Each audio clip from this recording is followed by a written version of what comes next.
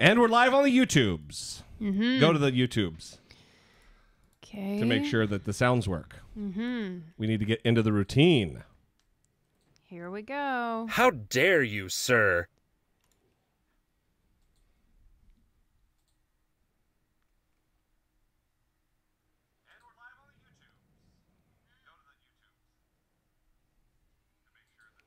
We will be with you momentarily as we get a couple things set. There we go. Sound is up.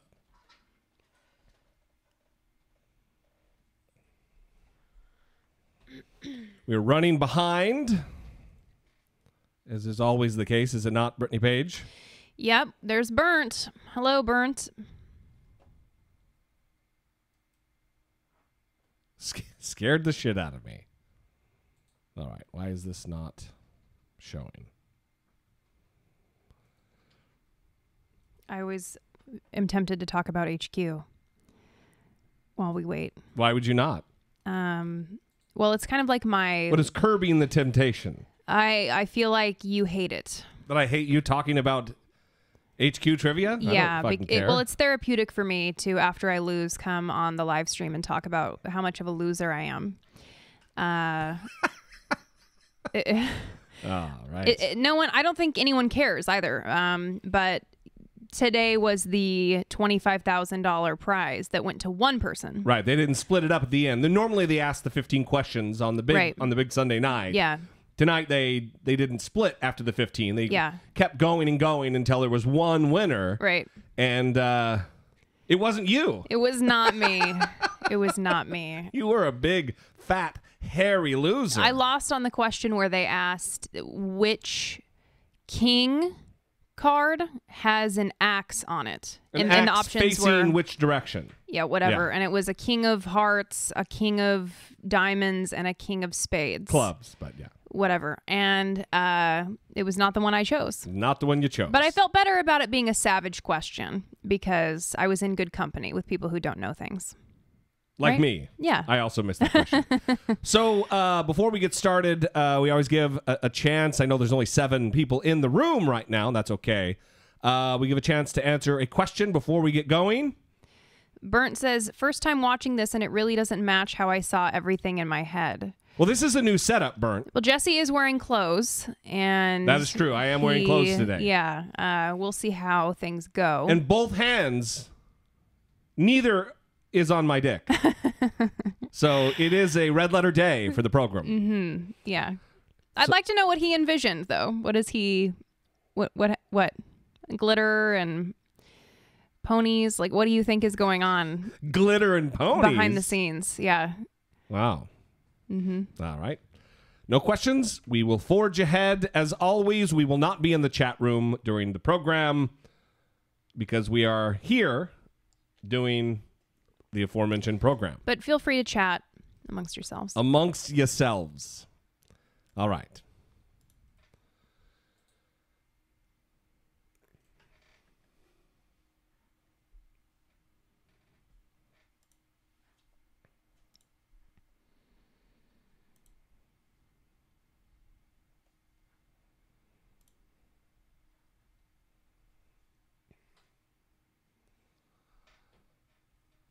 All right, welcome to the show, and thank you for joining us once again. Not once again, because this is the first time we've done episode 389. I am your host, Jesse Dollemore, once again. And seated right next to me, the beautiful, the talented, the scholarly co-host of this program, and no others, Brittany Page. Wow. That seemed kind of aggressive. Was the anticipation building, or was it just... Well, I always wonder what you're going to say, because I never know. I mean, there's periods where it's the same over and over again, and then sometimes you just fly off the handle, and I don't know what I'm going to get. Sometimes you just fly off the handle, and I don't know what I'm going to get. Yes. That is the greeting I am getting today, ladies and gentlemen, this is an important day in the history of the show. Is it? This is March 11th, 2018, which happens to be exactly 4 years since we started this show. This exact date. This exact date. 4 years. 4 whole years. Wow. 389 numbered episodes. And 60, I started numbering the bonus episodes. 60 bonus episodes. Pretty amazing. I think it is. Yeah. Yeah, it makes me a little misty. Yeah, well, a little emotional. I'll tell you this, because we've gotten... People will take pictures of themselves wearing the I Doubt It with Dollemore logo clothing that's on Teespring. And I don't remember where we were talking about this, but I always feel a little emotional when someone sends me a picture of them wearing the Classy Laid shirt or sweatshirt, because just like a dumb thing that I say on the show, people go buy a shirt and wear it. Yeah. And that's amazing. Yeah. I mean, I think that when we started this 4 years ago, we didn't really know where it was going or what if it would go. Yeah, or what would come of it. And here we are 4 years later, and we have listeners all over the country. We have international listeners. We get to hear all these amazing perspectives from all over the world, and people write into us and give us compliments, but also shit on us. Whatever it is, it's good. It's connection. Yeah, and they join this conversation that we have, and I think it's really profound and amazing, and I'm really happy. Well, for one thing, this will be a shitty way to segue into what I want to talk about this in the intro segment. That was a horrible. But it also kind of helps us to connect with people outside of the goddamn community in which we actually physically live. Orange County, where you go to a donut shop and the ding-dong walks in and asks for a vegan donut, which in and of itself isn't terrible, although, come on. And then when they're told, no, we don't have vegan donuts, they act like they were just kicked right in the face. Like it's the worst thing they've ever fucking been told in their lives. And then they proceed, Brittany, what did she say after that? Well, then how does this work? Yeah. Well, it works exactly like it was going to work if you would have gotten a vegan donut, except it's not going to be a vegan donut. What do you mean, how does this work? Yeah. What was her deal? I was waiting in the car, so I didn't witness this insanity. Well, I wouldn't go so far as to call it insanity. It was just a regular Orange County outing. That is true. But it's like there are normal people who live here. Let's preface this by saying that. Well, there are normal folks. Let's also say that this is an abnormal donut shop where if you get a dozen donuts from this place, it's going to set you back like $40. And I'm not joking. Yeah. Sidecar Donuts. Yeah. Go look it up. The almost world famous Sidecar. It's like Alton Brown's favorite donut shop. Well, I don't know if it's his favorite, but he has a favorite donut there. Yeah. And wow. You just had a very typical Orange County look on your face. Very smarmy, very elitist. Well, as Ryan Bell once told me, I am Little Miss Newport Beach. So he will be coming on the show in within the next 2 weeks, by the way, folks. That's before he knew the things. So the things. Yeah, this the chick, Nazi upbringing and just the life, white trashicity. Just the life. All right, the life that's been lived. So she asks for vegan donuts. They don't have them because it's a fancy donut shop and they don't have time for that. And she's like, okay, so like, how does this work then?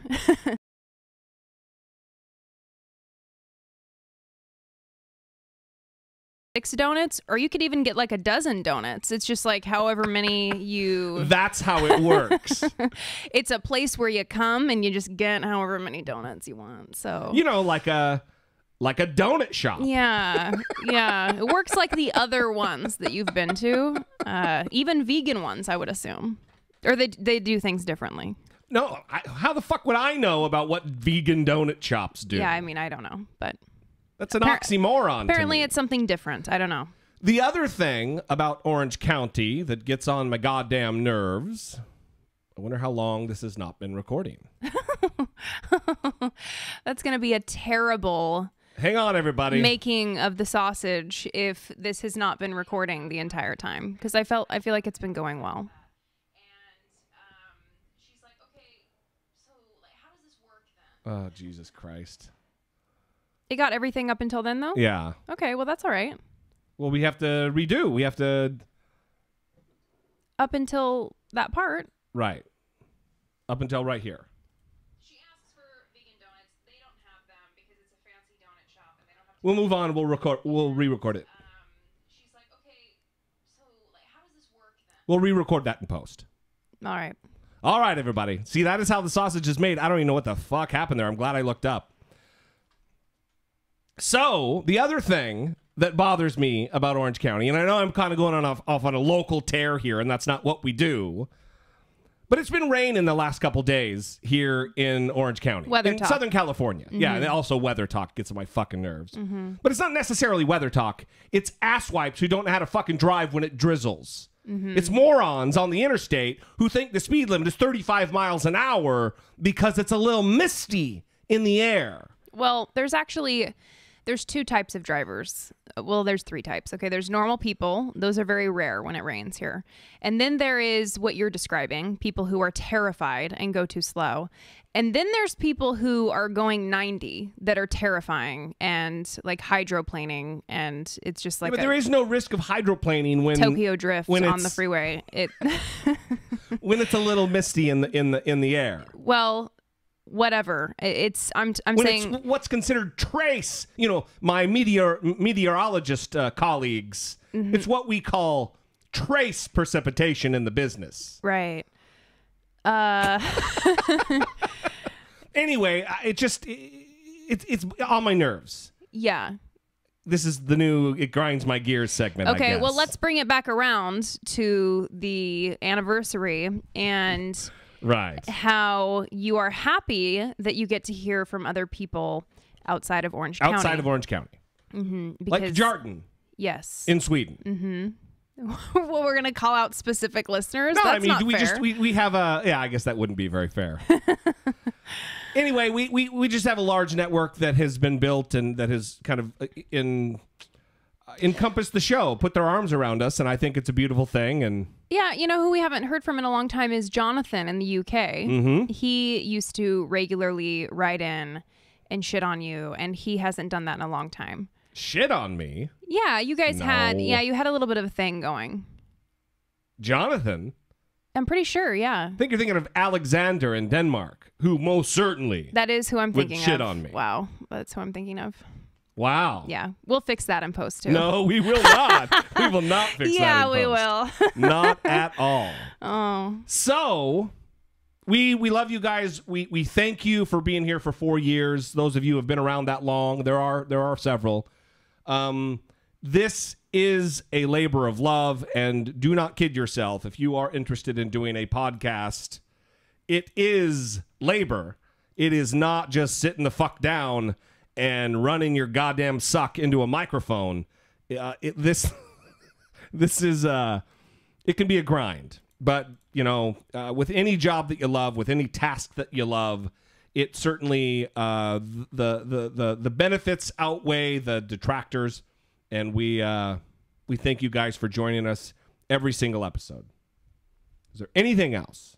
no. Before we move on to a little bit of follow-up. I don't think so. I wanted to forego voicemails and emails this episode. We, as Brittany says every time, we do read every single one. We do listen to every single one. Your message certainly didn't fall just through the cracks. It is heard. We appreciate the feedback. But there's a few topics I want to get to. The show's not going to really have a narrative like normally I try to do with a theme that kind of runs through. There's just so many things that were disjointed that happened this week that I wanted to address them all kind of individually. So first, let's talk about Pharma Bro. Cool guy Pharma Bro. Speaking of historically smug pricks, Martin Shkreli has been sentenced to 7 years in prison. See how that suits him. You may remember the name Martin Shkreli. He's the hedge fund manager who jacked up the price of a life-saving drug back in 2015. Well, now a federal court has sentenced him to 7 years in prison for defrauding investors out of more than $10 million. The CNN correspondent Polo Sandoval joins us more with details, more on that now. We're learning this was an emotional day in court from him, and this is not a man who typically shows this type of emotion. An about face that we saw yesterday, Victor. Martin Shkreli, you may know him as the so-called pharma bro from his days of jacking up the price of a life-saving HIV drug from $13.50 to $750 a pill.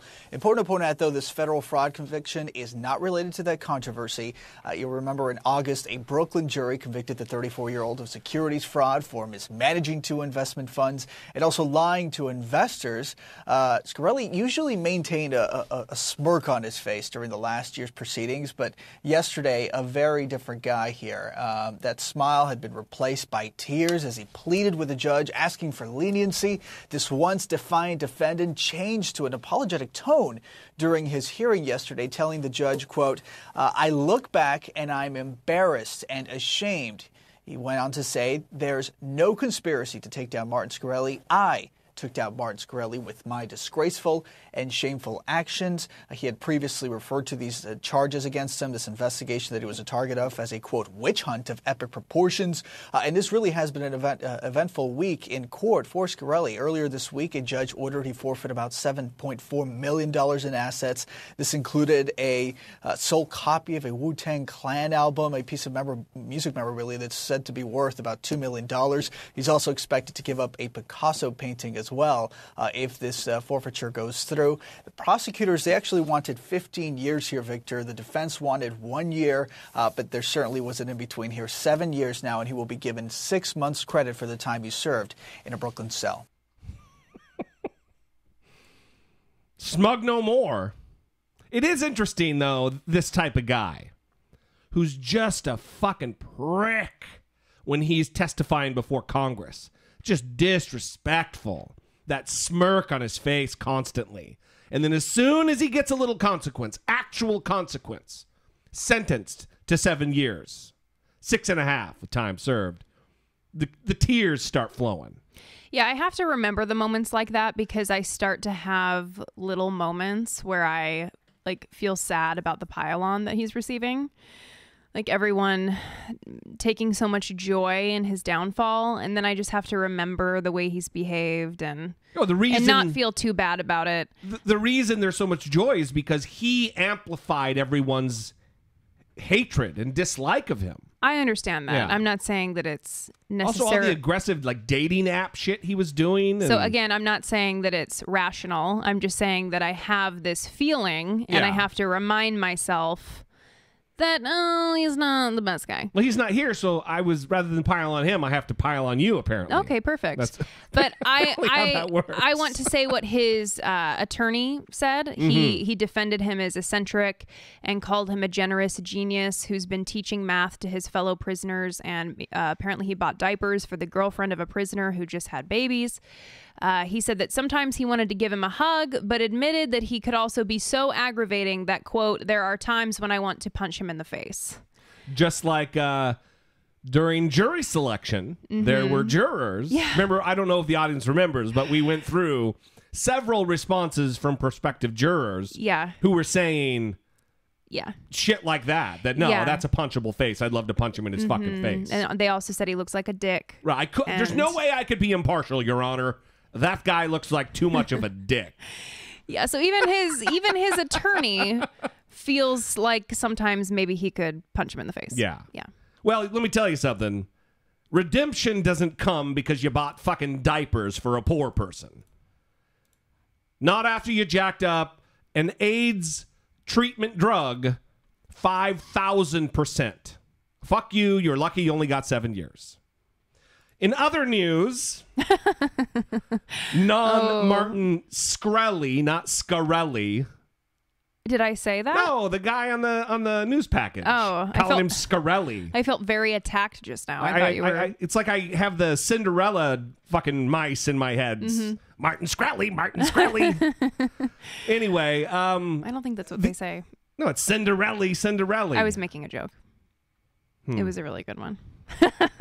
Very, very funny. Should we take that out too? No. Well, don't reference the things that we want to take out, because now we're going to have a bunch of references to taking things out. And everyone will be very curious. It's mysterious for them. Yeah, that's enough. So, The other thing I want to talk about is this continued narrative coming out of the Trump administration. This isn't necessarily Dollemocracy related, but it is something that's been a trend, and that is arming teachers. Arming volunteer veterans who would want to guard a school, be amongst children with a loaded firearm, with an implement of death. When now, time after time, day after day, we're hearing accounts of teachers misbehaving, of veterans, in another case, completely misbehaving and killing 3 people in a Northern California veterans home. And I had this thought today. What kind of a person is going to be volunteering to guard a school, to carry a weapon amongst children? Because to me, the decent teachers, the dedicated teachers to the education of children, to the safety of children, they're not going to be champing at the bit to strap on a sidearm and tote it around in the off chance that a mass shooter comes charging through the door. I would be weary of the types that are going to be volunteering for this duty. I don't know. What's this teacher that's in the news? What's the deal?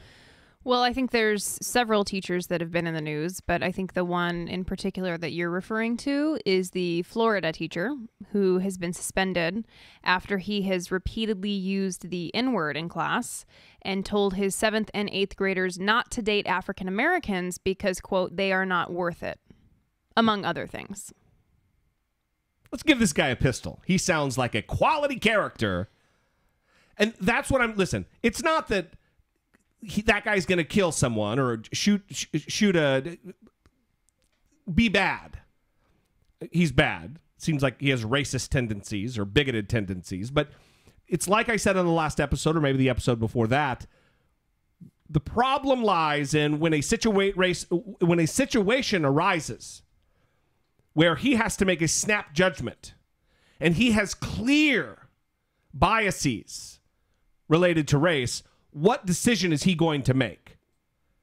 If 2 kids are fighting, a black and a white kid, and he decides it's appropriate to pull his sidearm and shoot one of them, which kid is he going to pick? The questions that Mitch, the voicemailer sent in, are very prevalent. They're very, very concerning. And I don't think they're getting enough press. I don't think that they are getting enough thought and consideration by this knee-jerk administration that is pushing this particular narrative, I think, as a distraction, so they don't have to face actual policy decisions related to gun reform. In other news... Well, there was another teacher in Texas, I believe. No. Indiana, and he was having young boys perform sexual acts at baseball lessons. So and photographing it, I believe. Yeah, well, maybe not.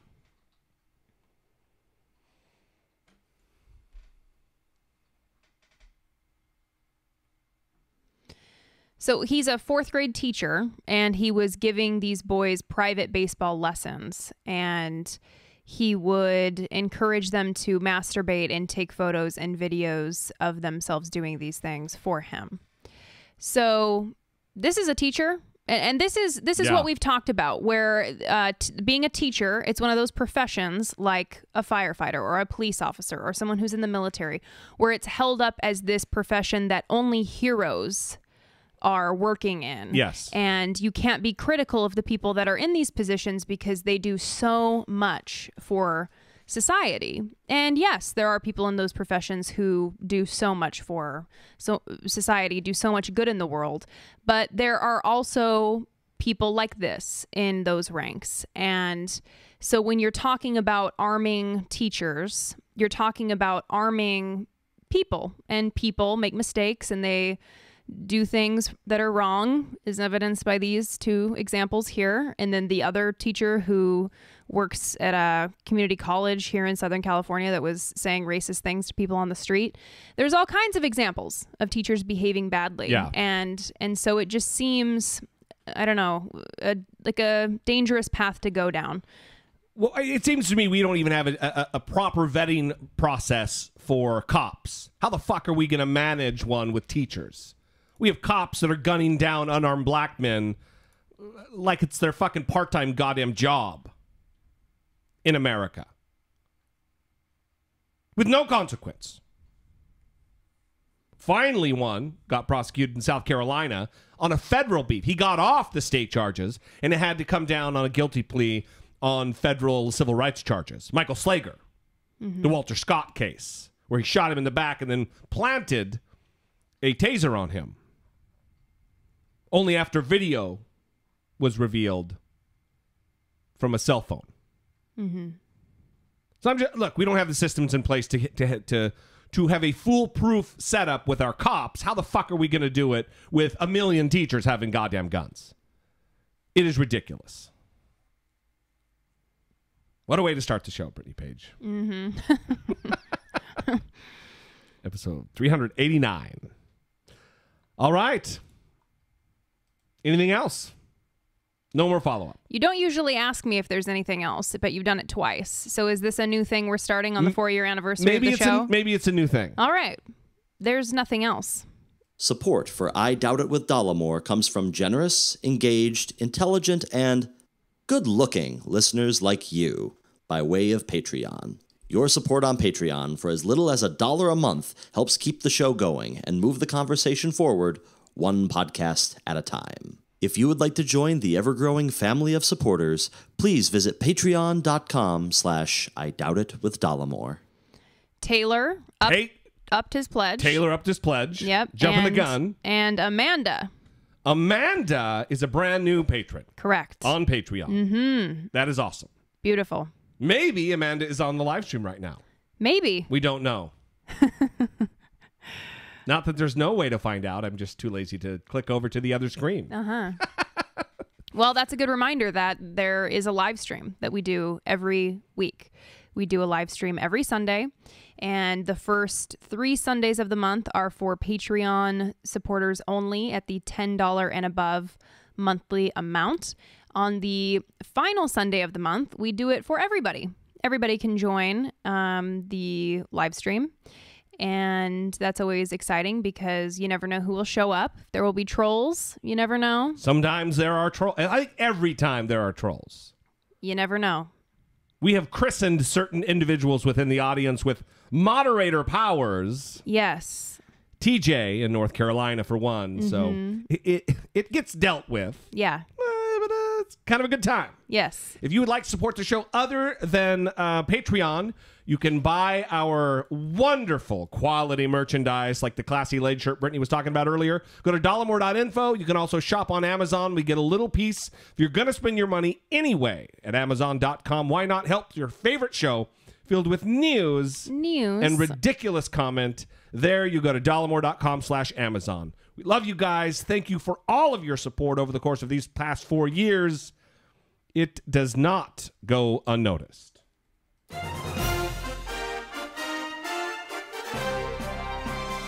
Dollemocracy, facing down pessimistic politics with realistic optimism.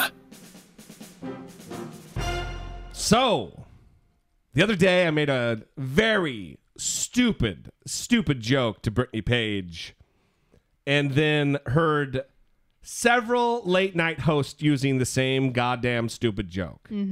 I said it privately, quietly, as kind of a Fozzie Bear waka waka waka moment.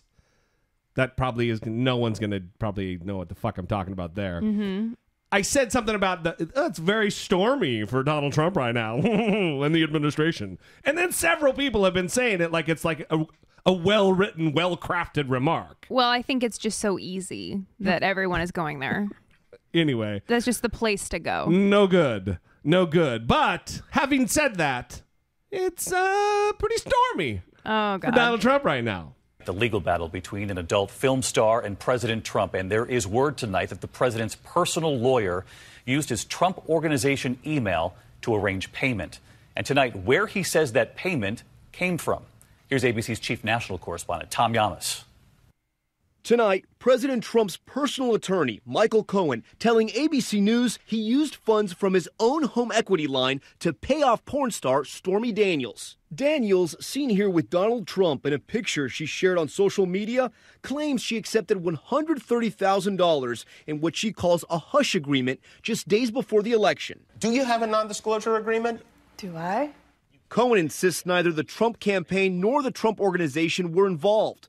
But Daniels' lawyer says President Trump himself had to know. The suggestion, or any suggestion, that he didn't know about it is quite honestly absurd, for lack of a better term. The lawyer now pointing to this email. Cohen using his Trump Organization email account to handle part of the bank transactions for the payment to Daniels.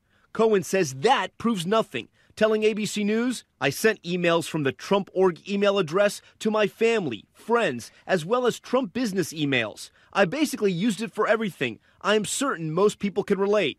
Daniels arguing the so-called hush agreement is null and void because Donald Trump, using the alias David Dennison, never signed it. Michael Cohen has come out and said, listen, I paid her $130,000. This agreement was in place. Why are you guys fighting this? Because Ms. Daniels wants to tell her side of the story. All right, Tom Yamas with us live tonight from outside Trump Tower. And Tom, the White House denies that President Trump had a relationship with Stormy Daniels, but they won't say definitively whether or not he knew his personal lawyer paid her to keep her quiet just days before the election.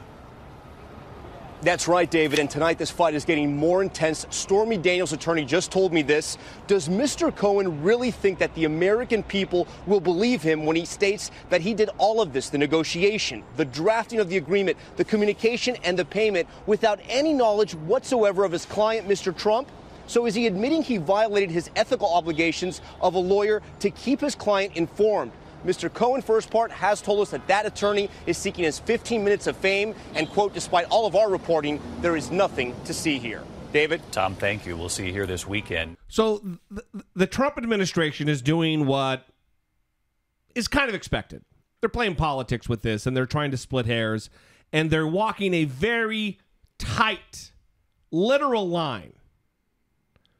It doesn't pass the common sense test.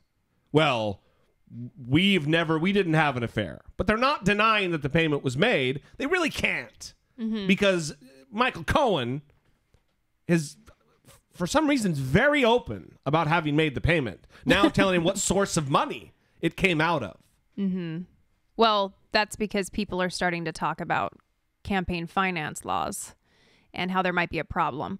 It started out as a sex scandal. So is he trying to paint himself as I'm just a regular Joe. I had to take out a second mortgage on my house to do this for my good buddy Donald. That is not how he sounds, by the way. That is not an impression. Yeah. Well, but he's trying to be like every man, everyday Joe. Yeah, so I think this started out as a sex scandal where she came out, said, I had an affair with Donald Trump when he was married and the baby was at home and everyone should care about this. And then you had people like Tony Perkins coming out with the Family Research Council saying, oh, yeah, we're going to give him a mulligan on this one. It's not a big deal. You know, we knew we weren't electing a priest, okay? Yeah. All those lines. And so it didn't pick up traction because no one cares and people probably just expect this behavior from Donald Trump, probably. So now it's moving into where reporters are saying, listen, this isn't just a sex scandal. Here's why you should care about this. It's a campaign finance scandal. It's a transparency scandal. So they're kind of twisting the narrative to be something else other than a sex scandal, probably because people don't seem to care about what has happened between Donald Trump and Stormy Daniels. I do think, listen, most people don't give a fuck about whether or not he had an affair because that's his personal business. Most people are saying this isn't a sex scandal. This is about the payment. This is about silencing someone. This is about, a blackmail kind of a deal. I come down a little differently on it. It does matter to me that a president is going to dishonor the vows to his wife and fuck around while she has a kid at home. That bothers me. I'm not some moral purist, but I do think the character of someone matters, especially President of the United States. I thought it about Bill Clinton. That's why I think he's such a piece of shit. And I think the same thing about Donald Trump. And I'll go to my grave feeling that way. Disagree, send in your emails, whatever. I got you. I get it. It's just something that I'm not going to... I don't know that I'll ever feel any different about it, because I think character does count. It does matter. Unfortunately, we don't have that in the White House right now. And thankfully, we do have Robert Mueller in the Office of the Special Counsel. His investigation, the tentacles of his investigation are spreading, Brittany Page. Mm-hmm. And it is not to the benefit of Donald Trump.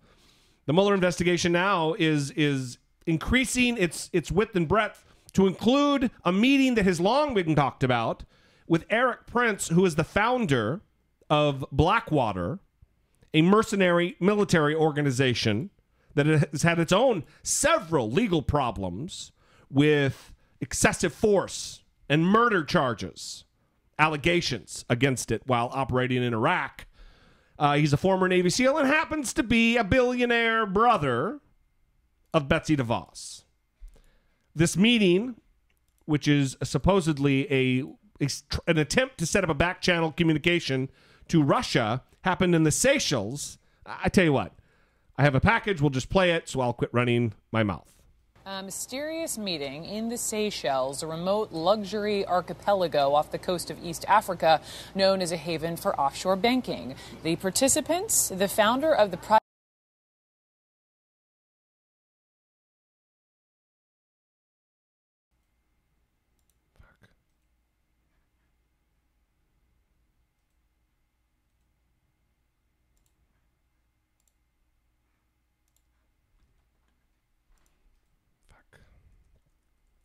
Hang on, everybody.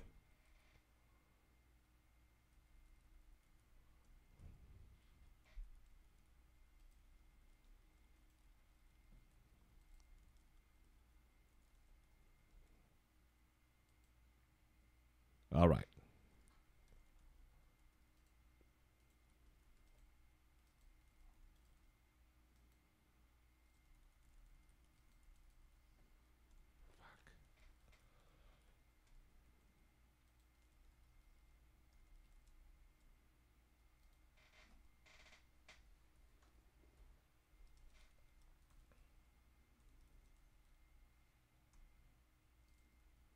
A mysterious meeting in the Seychelles, a remote luxury archipelago off the coast of East Africa, known as a haven for offshore banking. The participants, the founder of the private military firm Blackwater, a Russian fund manager, and officials from the United Arab Emirates. This whole thing reads like a spy novel, but it's actually the subject of the investigation by special counsel Robert Mueller into the Trump campaign's possible plans to set up a secret back channel of communication with the Kremlin. And now the story is deepening with news that Blackwater's Eric Prince, a Trump associate and brother of Education Secretary Betsy DeVos, may have withheld the truth about who else was at that meeting. George Nader, a Lebanese-American businessman and Middle East specialist with ties to the Trump team. So with me now, Devlin Barrett, national security reporter for The Washington Post, who broke the story wide open. Devlin, nice to see you. You are speaking with people familiar with this whole investigation. What are you hearing about what exactly happened in the Seychelles? Well, the Seychelles meeting has been sort of a mystery for a long time because what we originally reported last year was that intelligence officials believed this was an important meeting to try to establish a back channel between the Kremlin and the incoming Trump administration.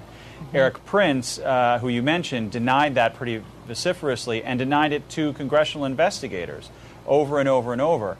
And now what we've learned is that another participant in those meetings, George Nader, has basically provided evidence, and Robert Mueller has other evidence that also contradicts Prince's version of events. So, as you point out, part of the vociferous denial is that Prince never mentioned Nader, and I'm just wondering, now that Mueller, knows these things, how will that affect his whole storyline? Well, it'll be interesting to see how Eric Prince now talks about this. When we called him for comment for the story, he just referred us back to his past statements to Congress, which has obviously been cast in some doubt at this point, I guess it's fair to say. And he knows Nader. Nader once worked for Eric Prince. So it's curious. Some of his answers are far more curious just knowing that George Nader was there. But obviously it's problematic for this whole issue of, what were the Trump transition officials trying to do right before the inauguration?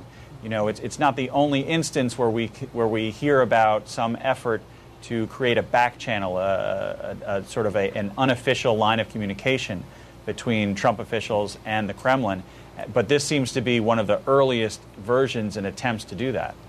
Now, this is very problematic for the Trump team and very good for the Mueller investigation. One, the question that Brooke Baldwin from CNN there asked is very, very poignant. How is this going to change Eric Prince's story? Because up to this point, he's acted like, oh, no, it was just a quick stopover. We had a beer, and then it was on. If you know where the Seychelles are, that doesn't add up. That doesn't fucking hold water because it is off the the east coast of Africa. It's goddamn tiny out in the middle of nowhere. It's not somewhere you just, oh, yeah, I was on a layover on a flight. I happened to be in Madrid because we were, there was a layover. No, this is a destination that you get to. Yeah. It doesn't hold water. So the fact that he didn't mention Nader, it's of the same gravity, I believe, as the Trump Tower meeting in June of 2016, where they were promised dirt on Hillary Clinton. And, oh, no, it was just about a Russian adoption. That was it. And then you find out there's like 5 other people there, interpreters. Yeah. Russian lobbyists. Right. Well, it's interesting how often this keeps happening, where they have to tease out the information because, well, obviously they're not just going to give it to them. So they have to keep finding all of these holes in the story and then coming back around and going, well, why aren't we getting the full story here? Yeah. Well, it's good. Well, it lets us know this. Robert Mueller's doing his due diligence. He's doing the work that needs to be done to investigate this properly, fully, completely. And he's not letting shit fall through the cracks. He knows shit that we don't know.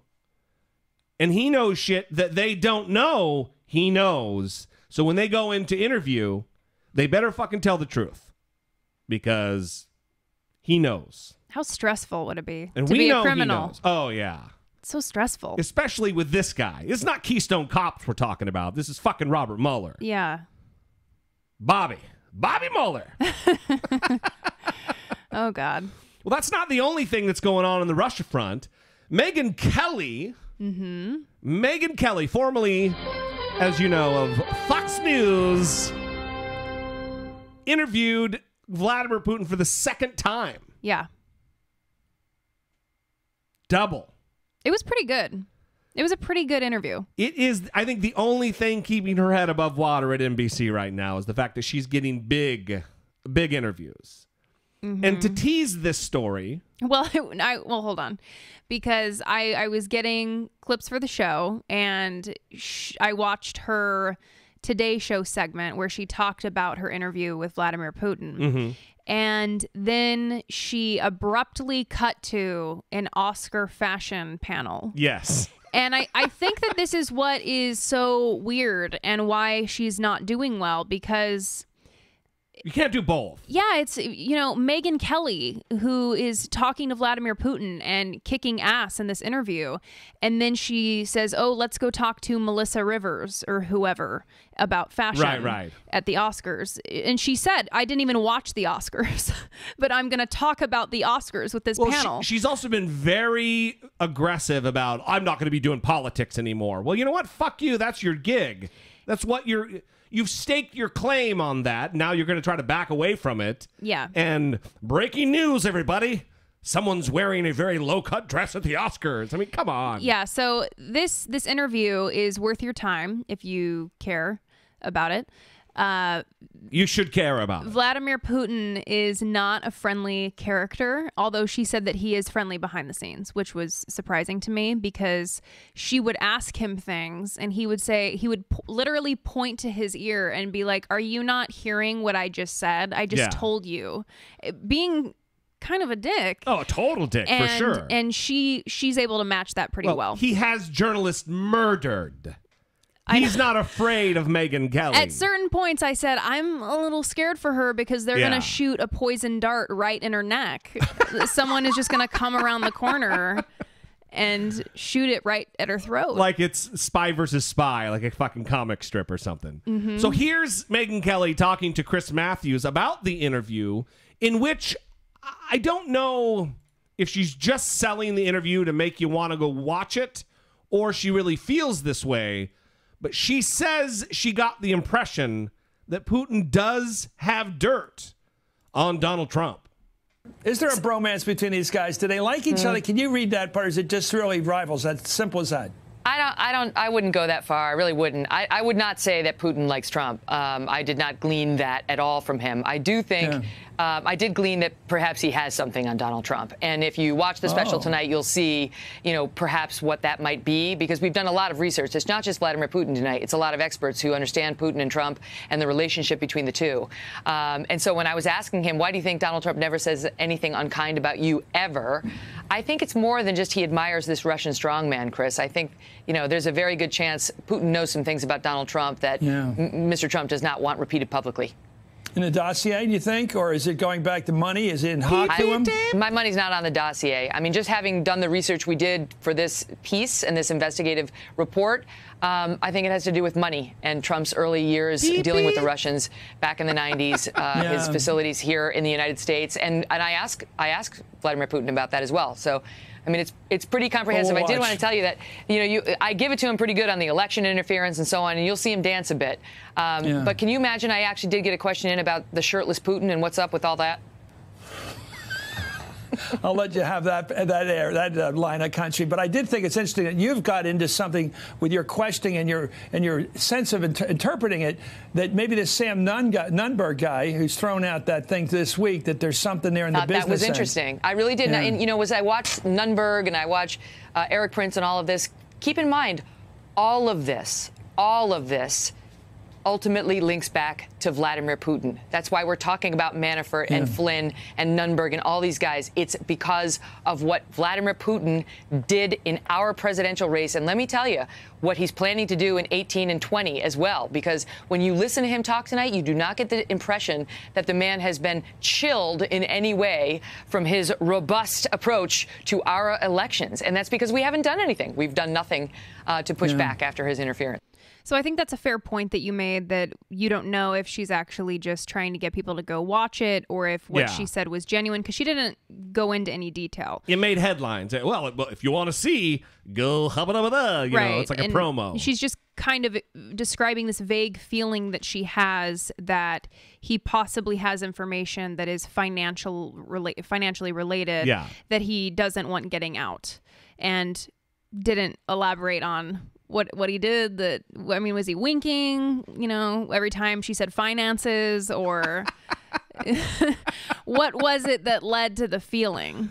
Oh. Was there winking? Again, we need more details. And I feel like Chris Matthews was not happy with the lack of details.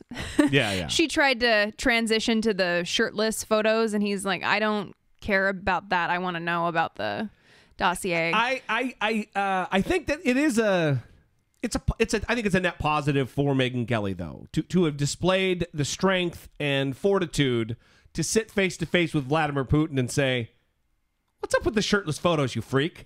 You know what I mean? Is that how she phrased it? What's up with you're 5'2" and you're taking shirtless photos everywhere like you're a giant bodybuilding macho man? I mean, he's probably 5'6", right? Or 5'7"? 5'2", 5'6". I think he's probably 5'6" or 5'7". Pipe down over there. We got a studio audience tonight, everybody. Not just the YouTube. You're going to get emails because you're being really hateful to people who are 5'2"? Yes. And it's aggressive, and you don't need to do it. I'm Googling his height right now. He's probably 5'6". Anyway. Oh, this says he's 6'7". No, this says he's 5'7", 170 pounds. So, listen. I don't know how The Guardian has that information. All of this is what we've been talking about for years now. The involvement with Russia. During the campaign, leading up to where we are today. And we need Mueller to complete appropriately and responsibly his investigation to get Donald Trump out. We need Democratic voters to show up in mass this midterm cycle to oust Republicans, because we're going to need a robust presence in both the House and the Senate if impeachment proceedings are going to take place. And it's not just because of the more serious issue, which is the danger to our republic. It is also because of rank corruption within this administration. Namely, in this particular case, Jared Kushner. All of this talk about infrastructure and where the money is going. Money that is desperately needed for subway system repairs in New York City are being avoided because of politics and steered to a location that doesn't really matter, except greatly to Jared Kushner, because it will increase the property value of a place that he owns. Listen here. Donald Trump changes his mind about a lot of things, but one issue where he's been unwavering is infrastructure. We have to rebuild our country. We have to rebuild our roads and our bridges and our tunnels. We will build new roads and bridges and tunnels and highways all throughout our land. We're going to make our infrastructure modernized. Infrastructure, we're going to start spending on infrastructure big. And not like we have a choice. It's not like, oh, gee, let's hold it off. We can rebuild our crumbling infrastructure, and we will. Well, there's a perfect project ready to go right now in Trump's home state, rebuilding the crumbling, century-old rail tunnel underneath the Hudson River connecting New York and New Jersey. The tunnel serves about 200,000 passengers every weekday, and it's key to 20% of the nation's GDP. Fixing it seems like a no-brainer, right? So it was, well, surprising when President Trump told Republicans in Congress not to fund a project to build new tunnels. The Washington Post calls it a direct challenge to a key political rival, New York Senator Chuck Schumer, who has been among the most powerful and vocal backers of federal funding for the project. So while a project that Democrats and Republicans say is essential to a fifth of our economy is out, at least for now, there is a smaller one nearby that the Trump administration, curiously, does seem rather interested in. And would it surprise you if Jared Kushner was somehow involved? That's Thing 2 in 60 seconds. So, Donald Trump is reportedly trying to kill a massive tunnel between New York and New Jersey just to spite Chuck Schumer. But elsewhere in the tri-state area, down the Jersey Shore in Long Branch, the Trump administration is involved in a much smaller infrastructure project, developing a ferry service that would bring passengers to the doorstep of a resort co-owned by none other than Jared Kushner, the president's son-in-law, who, along with solving Middle East peace, has been known to advise his pops on infrastructure. The Federal Transit Administration has been advising the town of Long Branch with the project, which, as the AP notes, places the federal government in the awkward position of helping steer a project that would benefit President Donald Trump's son-in-law and senior advisor, since the value of those condos co-owned by Kushner could rise as much as 50% if the project is completed. And given Kushner's role advising Trump on policy issues ranging from Middle East peace to infrastructure, some question whether those small-town business ties now pose a conflict of interest. Rebuilding America, one Kushner project at a time. It makes you wonder, what the fuck did they think they were walking into in the White House? That this is just the way it was done? that there's no scrutiny, there's no bright shining light of the media looking into things. You could run rampant, do whatever you want. You could meet with bankers who can loan you $500 billion, or $500 million. $500 billion, Jesus Christ. $500 million in company loans. Mm-hmm. and do that in the White House, and that's not going to be a problem. No one's going to find out. Mm-hmm. Well, it's either just unbelievable stupidity or unmatched hubris. Yeah, I think I don't know. This is what's terrifying, though, about the general public and people not caring about the corruption in government generally, just caring about corruption when it's on the other side that they Yeah. hate. So everyone was very concerned about Clinton corruption.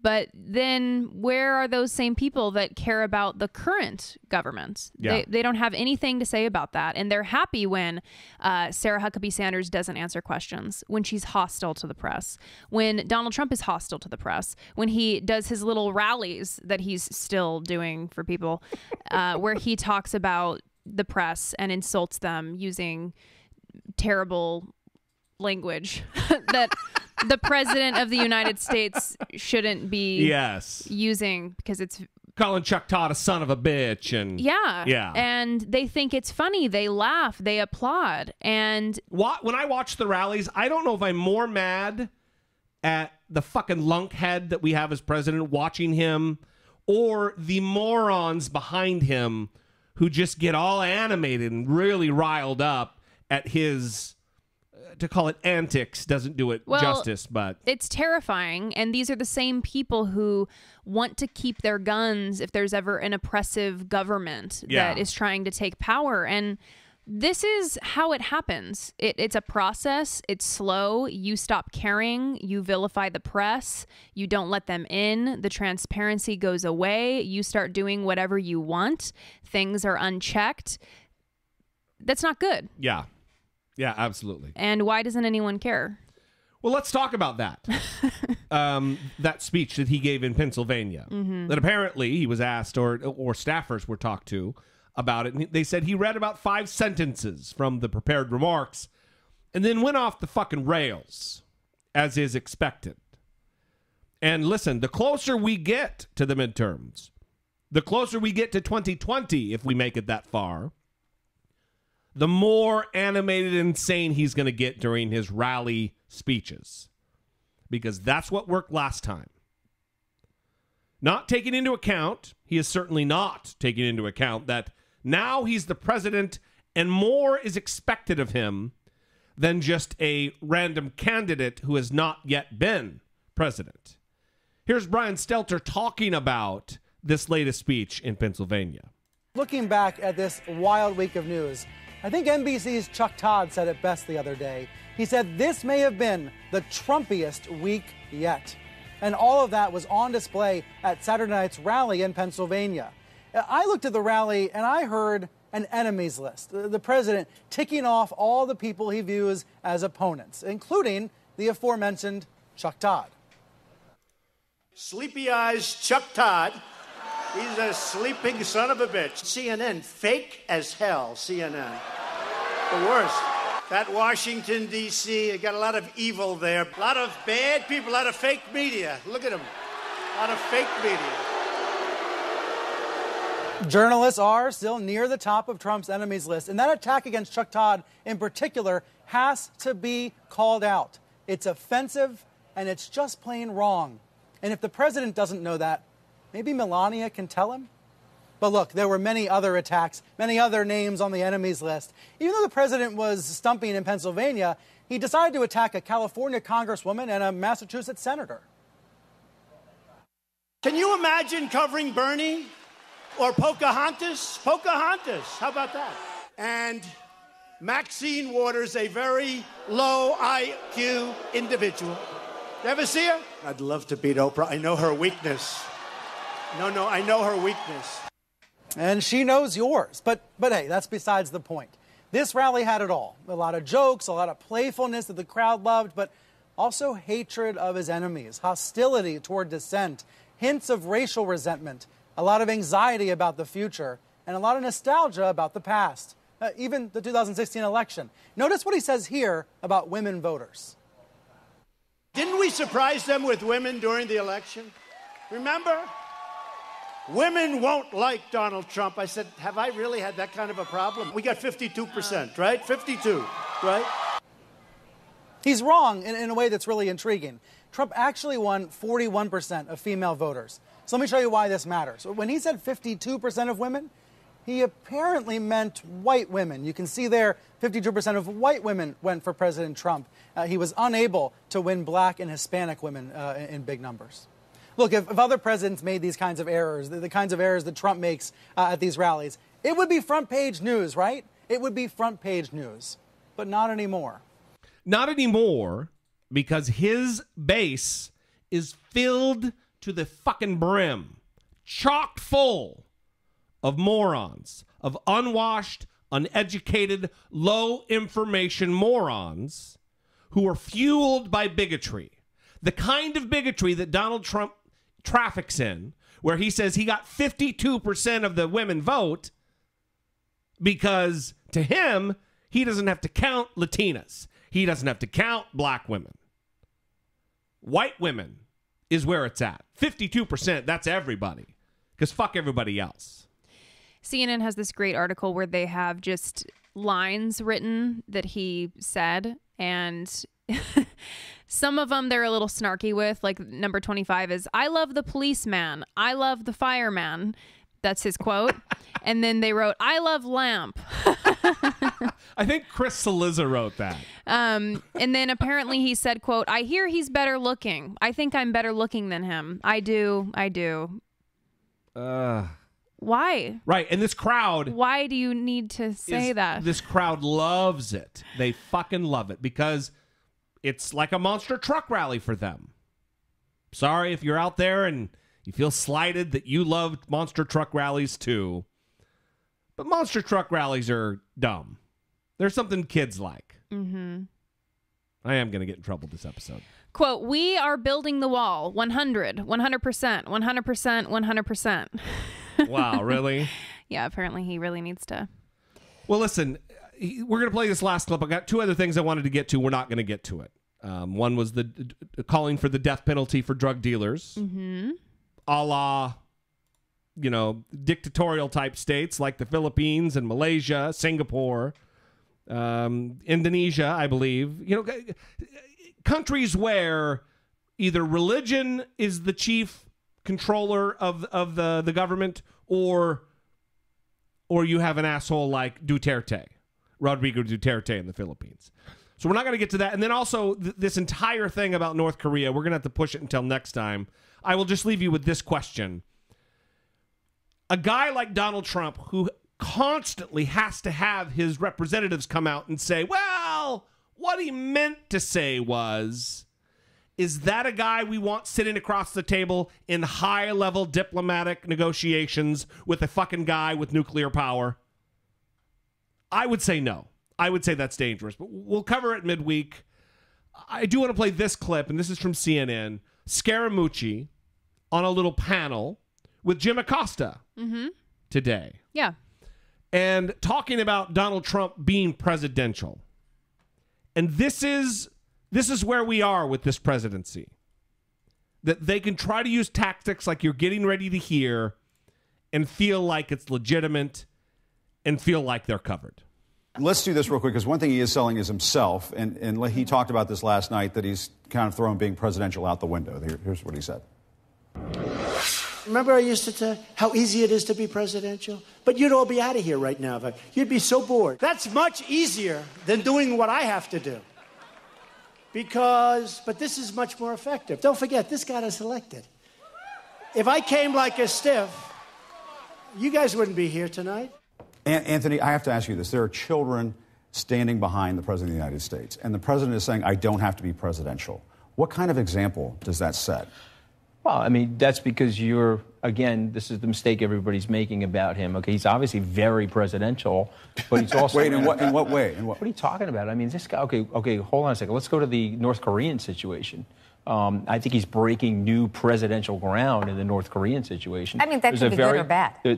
Okay, well, you may think it's bad, but guess what? I happen to think it's very good because this is an opportunity now to denuclearize the peninsula. It depends on the result.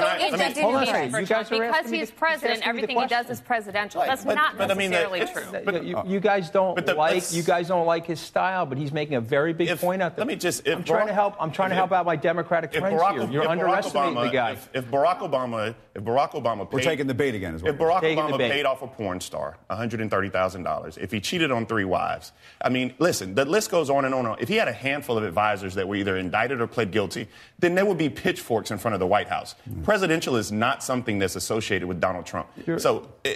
Corey, we'll do this is a good segue. He's going to win again in 2020. I mean, we may have to get a couch in here for some of you people. I mean, just listen to me. What is this kind of talk that everything is like if you raise an objection, you don't like him, you need a therapist, get on the couch. But you can't rebut anything that I said about being presidential. No, I actually can. Let's talk about it, okay?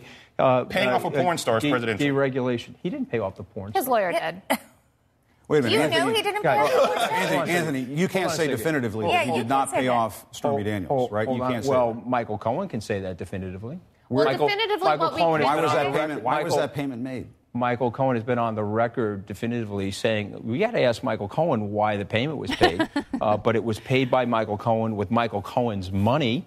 And so at the end of the day, I would be very careful. I was Stormy Daniels' lawyer. Just because the check doesn't have the president's big signature on it. There's a side agreement that's basically with Donald Trump. Well, I can tell you what we can definitively That's not say. presidential, though. You guys are all over the map. Let's bring it back in. The guy is presidential because he is the president. No, that's not how it The economy is works. booming. It is how it works, actually. Well, He's the president. We're gonna have more to talk about this in the next. That's called a tautology. That's just a definition of a tautology right there. So he's the president. So everything that he does is presidential. Yeah, if he brought in a bevy of children to molest, that's presidential because he's the president. If he murders someone on Fifth Avenue like he talked about during the campaign, that's presidential because he's the president. It's fucking ridiculous logic. I was waiting for him to explain it and break it down. Wasn't he? Well, let's break it down. Let's talk about it. That's Scaramucci breaking it down. And then for we you. didn't hear that. I'm disappointed. It is absurd. It is. Well, you're gonna have to ask him why he made that payment. I don't know.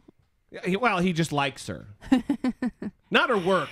She was a decent personality. Yeah. He wanted to reward her. He's into giving bonuses to people that don't work for him or do anything for him. Yeah. He's just a generous, full-on rapist. Philanthropist. It's like leaving. It's an Always Sunny joke, by the way. It's like leaving a large tip. That's basically what he did. He just tipped her without her doing anything for him. Well, that's the only large tip he's able to give is money. That is a dick joke. Were you talking about Michael Cohen? A tiny micro penis joke. Michael Cohen or Donald Trump? That is a big joke about a micro penis. About Donald Trump or Michael Cohen? I can't make any judgments about Michael Cohen's penis. Okay. The only penis I ever think about, Brittany Page, is Donald Trump. Perfect.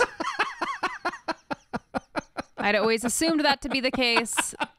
I'm glad that I have verification. Oh, we cleared it up. Mm-hmm.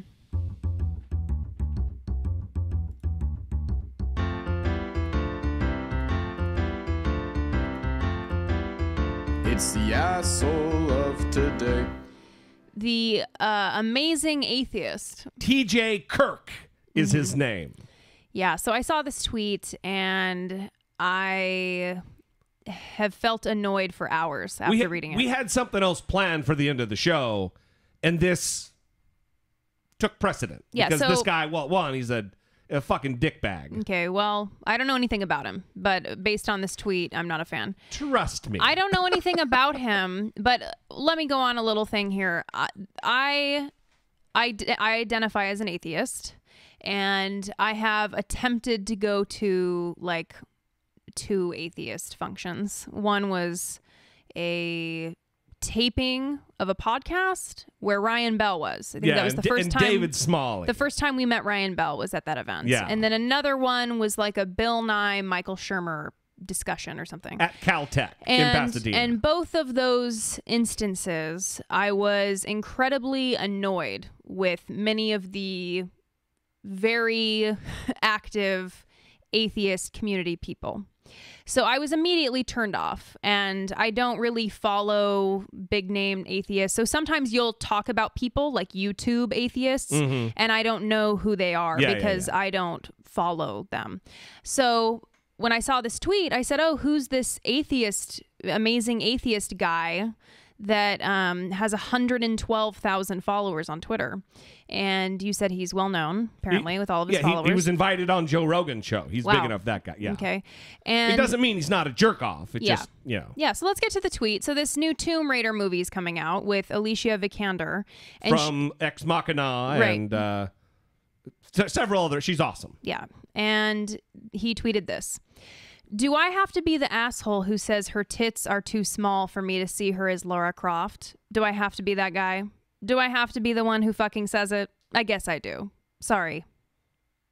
He said sorry in the tweet too? Yeah. Fuck that guy, man. Fuck that guy. And this drives me insane. This happened to Gal Gadot, who's a perfect looking human being. Yeah. And people were saying that her boobs weren't big enough to be Wonder Woman. And now it's happening to Alicia Vikander. And this is just annoying. And really, TJ Kirk? I mean, I don't know what he looks like, but is he in a position to be criticizing? It is. You know what's great about this is you don't know what he looks like, that he's just a big fat fucking slob. Okay. It's awesome that you don't know that about him. You're making your judgments based on strictly the merit of his words. That's awesome. I think that's awesome. Well, yeah. Because he is a piece of shit. I fucking hate. This guy's a slappable face. Okay. I mean, I'm getting uncomfortable with the amount of hatred that's coming from you. Well, he's a fucking YouTube shitlord. He's almost no better. What does that mean? He's one of those guys like Sargon of Akkad, Carl what's-his-fuck, who goes to the Mythicist Atheist Convention, another one of these things, and gets on stage and tries to you're not rapeable. You're not, I wouldn't even rape you. No one would rape you. You're too ugly. That kind of shit. That's the kind of guy that TJ Kirk is. Okay. So, yeah, I don't understand this. And TJ Kirk is the guy who Milo Yiannopoulos went on his show and said all that shit about child molesters. That it's okay because in the gay community, it's a rite of passage or whatever. That was his show that he was on. Great. So I chose a good person here for this segment. And I get bothered by this because I think that we have come a long way in how women are depicted in media and the way that we talk about women's bodies. And I don't want to sound like a douche right now, but it upsets me that young people would see this. I think that's what upsets me the most, is that there would be a teenage girl that's scrolling through Twitter and sees this tweet and is like, Jesus, he's criticizing this beautiful woman, Alicia Vikander. Yeah. She's not good enough. What am I going to do? You know, and I don't think that it's not productive. And if you feel that way, you know, then go keep it to yourself. Why do you have to tweet it? I don't understand. It's pointless. And it was pointless, the criticisms of Gal Gadot. And it's just a weird nerd culture of, oh, it doesn't look like this cartoon. Well, that's the other thing, is that this is a fake thing. This is fictitious. It's not real. This is not based. It's not like a movie about Nelson Mandela that you cast George Clooney to play. This is a made-up thing. And just like Will Smith played Wild Wild West, he played James West, which was a white character when in the 70s and 80s, I think. I think the time frame, it was certainly a white character. But what says it can't be a smaller-chested character? Because the video game that was sold to prepubescent boys who would rub their dicks against the couch. Oh, look at this poorly graphic, shitty quality game that she has, looks like she has giant tits, but it's like 4-bit bullshit. Yeah, I don't understand it. And I actually think that it is a good movie for girls to see because she's like ripped. She's a badass. And that's more beneficial. We don't need to see someone just flopping the tits around. Sorry. Wow. There you have it, folks. I mean, that's good and fine too, but we found our end of the show drop. But I just it bothers me, and I don't understand how people that have these large platforms continue to have people care about what they have to say when this is the kind of thing that they have to say. That's why he has a large platform.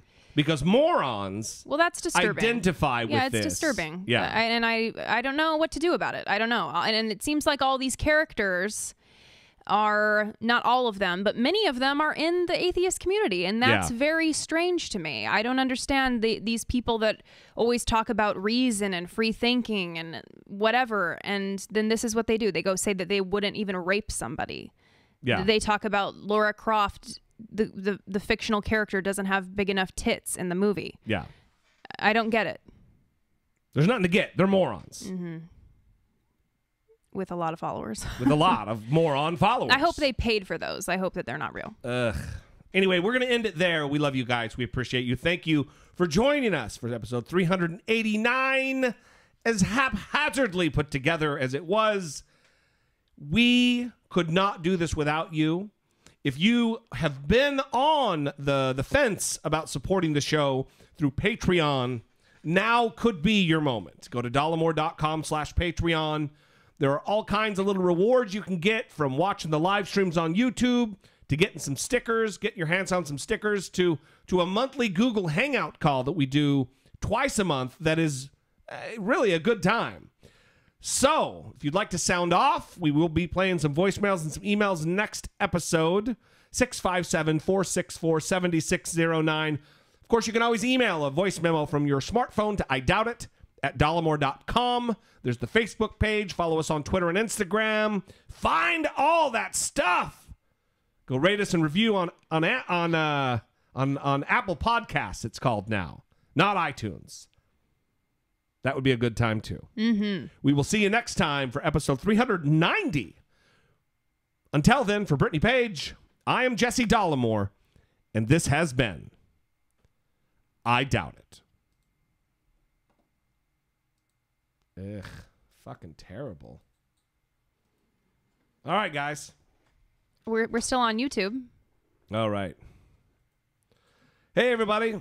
I'm glad the clip... The audio came back for you. That is good.